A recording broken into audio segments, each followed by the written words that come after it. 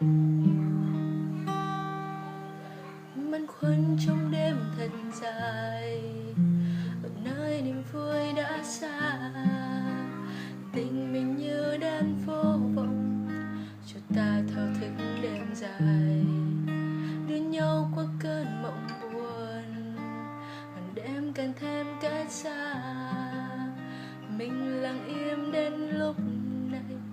Nghe ai đến đây? No more hiding, breathe the silence now. Do we quit or try to work things out? Where do we go? Về đâu hỡi anh?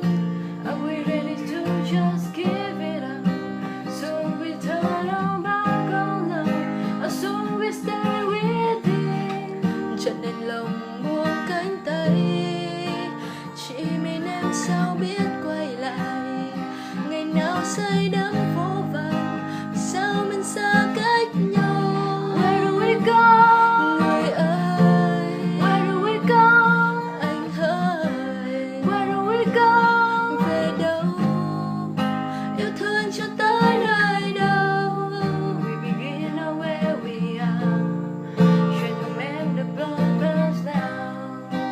We've been looking forward instead of looking back. I don't wanna play it safe, 'cause I wanna cross the line. Here's the line we stand in, we're running out of time. Lặng im nữa một lần thôi hỡi người, dừng lại hay sẽ cùng vượt qua giông bão. Where do we go? Mình về đâu hỡi anh? Are we there to just give it up? Soon we turn our back on love, or soon we stay with it. Chợt đèn lòng buông cánh tay, chỉ mình em sao biết quay lại. Ngày nào say đắm vô vàn, vì sao mình xa cách nhau.